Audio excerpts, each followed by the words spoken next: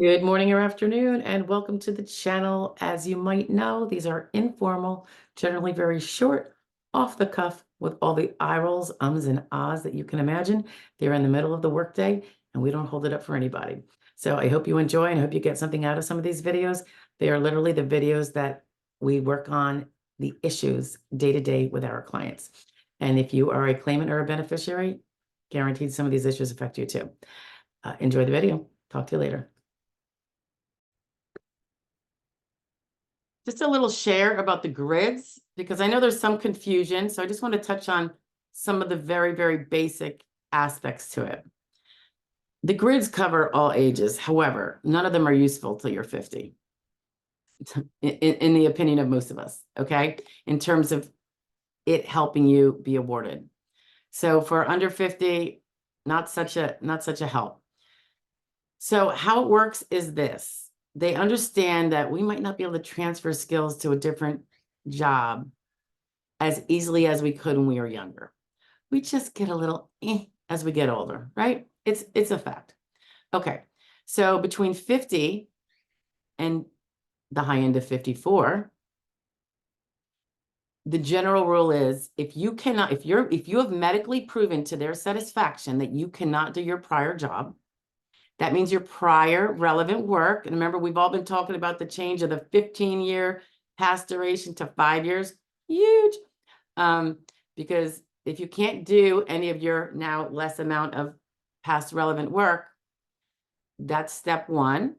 And let's say you're at that 50 to 54 range. And if you can prove that at most you can do is sedentary. So you can still do sedentary exertional level, but you can't do your prior work. And while you can do the sedentary work, you also have to be unable to transfer skills from your prior work to other some sort of sedentary job.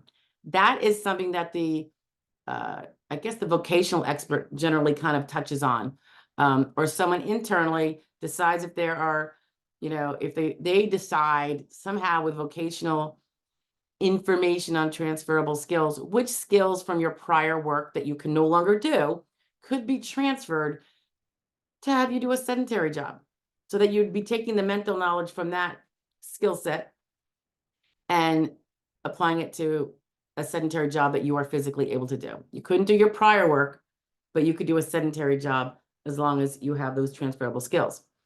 So if you have no transferable skills because you were either an unskilled worker or only the last 5 years, maybe that was unskilled and you had skilled work before then, whatever. If there's no transferable skills, and again, that is such a term of art, it's extremely complicated. That's why your work history report is so incredibly important. But if you have no transferable skills, you can do sedentary, but you can't do your prior job.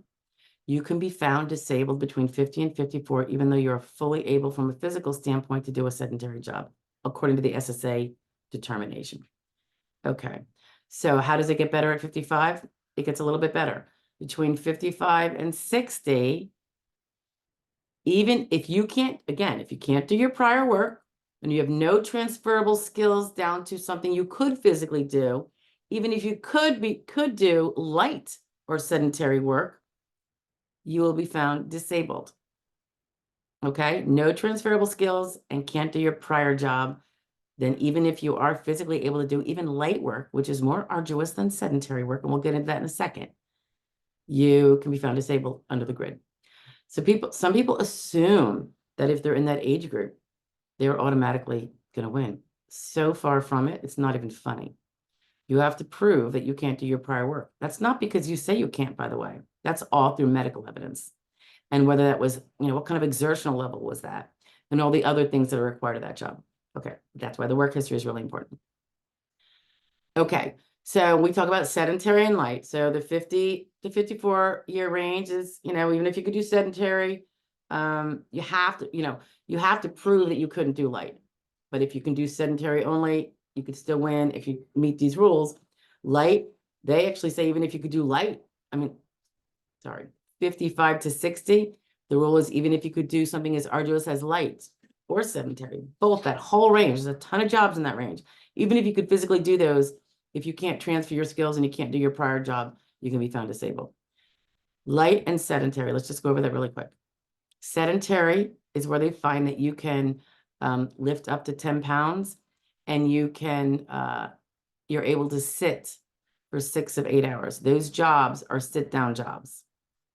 A light job is generally not a sit-down job. It is one that you're expected to be on your feet, at least able to be on your feet 6 of 8 hours on any given day. And you can lift up to 20 pounds. Okay. There is something where even if it's more of a less walking day, but you're so vigorous with your arms while you're doing stuff, it can be considered light, even though you're not doing that 6 hours on your feet. So it depends how vigorous this is. So keep those in mind. If you are between 50 and 54, you need to prove that the most you could do is that 10 pounds. And able, you know, you are limited to, the jobs allow you to sit all day. These things are really, really helpful. They help a ton of people, but they don't help everyone, because if you make the assumption that your age is going to get you there, and based on what you say and you claim, then you're going to find yourself probably not too happy. You have to do it through the medical evidence. Okay, that would be those diagnostics. That would be treating for everything big and small, not just the thing that you think took you out of your job, your most recent job. Because remember, you have to prove that you can't do any of your past relevant work. So if that stuff was heavy on the finger use, and even though your most recent job wasn't, and it took you out of that, if your fingers are now bad when they weren't before, it might boot out those other jobs where fingers are required according to the DOT. Okay, so treat for big and small, all the little body parts. Look at a body chart. Figure out what part of your body does not work like it did when you were 20, and go to town. Yeah, that's how we get it done. All right, guys, grid rules real quick. Bye now. Hey, so if the subject matter of the video you just listened to is of interest and you want more on it, stay tuned. Here's another one about the same topic, but a little bit different. Bye now. Someone just brought up the issue of the vocational profile. They didn't use those words, but wondered why they were told that at 39, they'd probably have a very difficult time winning Social Security disability claim. It really has to do with the vocational profile and the rules that apply to different profiles. So we have, in an easy way to say it, you have 50 and under 50, although sometimes a few days to a few weeks before 50 can sometimes be massaged into 50. Then we have 55, then we have 60. So the under 50 vocational profile is the one that is most daunting. And it does not allow for certain rules to be used that older people can have applied to them. And I think part of the application of these rules is that when we get older, it is difficult to, I don't want to say teach an old dog new tricks, but transferring our old skills to a new arena, you know, like let's say we can't do the medium to heavy job we used to do, or even the light job that we used to be able to do. And it was, you know, had some skills. If there are other jobs that could use those skills, that is less exertional, that you could do because it's not above your exertional capacity that you have left after consideration of your impairments and their limitations, then we would be expected to be denied because we wouldn't be unable to do all jobs. Whereas if someone is of the age where they can use a rule that says, like the over 50, if they can't transfer those old skills and have no transferable skills, that could be because they were unskilled before, or any skills they had just simply aren't transferable for whatever reason. Then if they were, doing medium work before, and all they can do is sedentary now, and they can't transfer skills.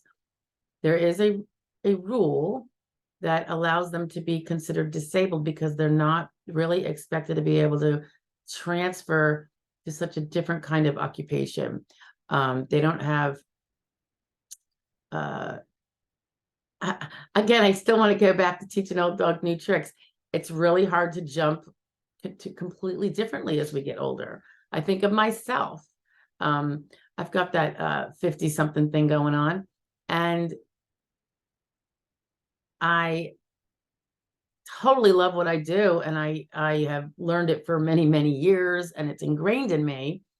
But unlike when I was, say, 22 or 25, I don't think I could switch over and study up and become a physician, or, a biologist.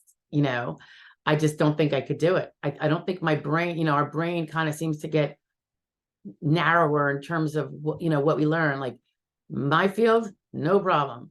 Probably legal field generally, but switch gears entirely to a totally different industry, not going to happen.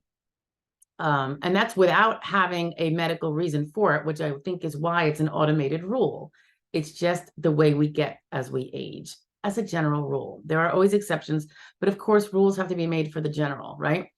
So that is why when you are under 50, you don't have that leeway that even if you could do sedentary, you're still disabled. For them, if you can do sedentary by their standards and their discretion, then you are not disabled, because there are those jobs that you can do. There is no rule that excludes them from being considered.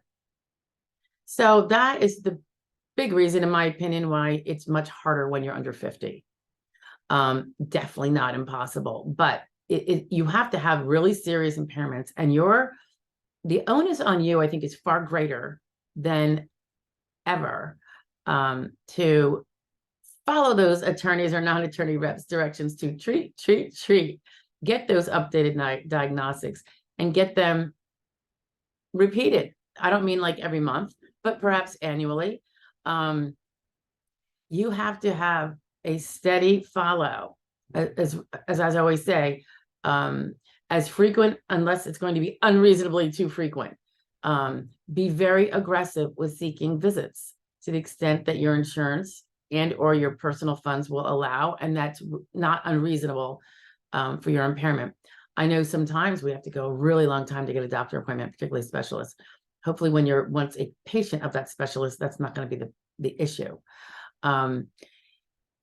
Communicating with them in between visits about flare-ups, or very difficult days that occur, because we all have our worst days, and they're not usually the ones that we actually go to the doctor for, because we'd probably have canceled the appointment and rescheduled it. So important that you behave far more proactive than perhaps someone in their 50s or 60s would have to do. You just have to. And I have other videos on big impairments, small impairments, things that you don't think matter. Didn't take you out of your old job. Look at those videos. You're going to want to do that. It's meant for you guys the most. It's definitely meant for everybody, but it absolutely cannot be that you don't do it.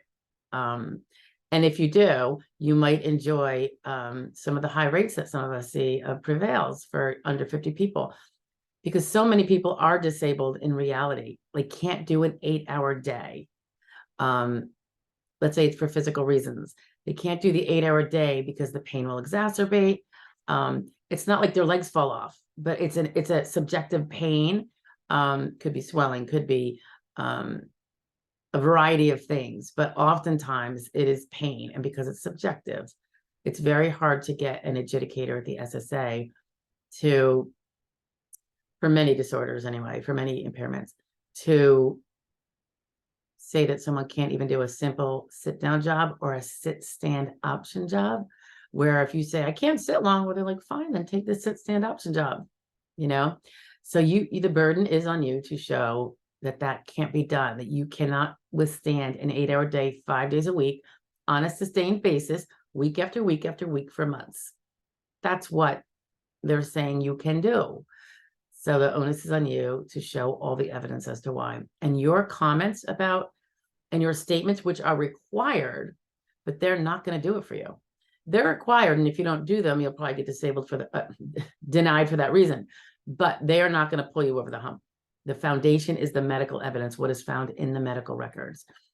We have so many methods for helping grow and increase the level of proofs needed to show the realities of somebody under 50. You know, we have our area where we take under 50s, over 50s, you know, all different ages. But the teamwork is extreme and the onus on the claimant is really high, and it's things that only the claimant can do. So claimant has to do everything within his power, and then the representatives do the legal work, okay, and connect all the dots.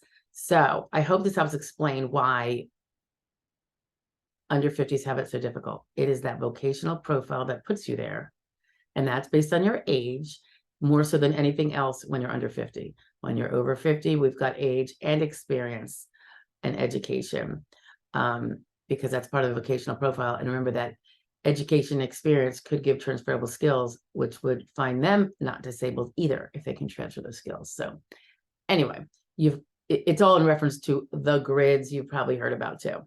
Very complicated stuff, but anyway, just wanted to touch on that because people are like not understanding why under 50 they are going to be probably having a very, very difficult time.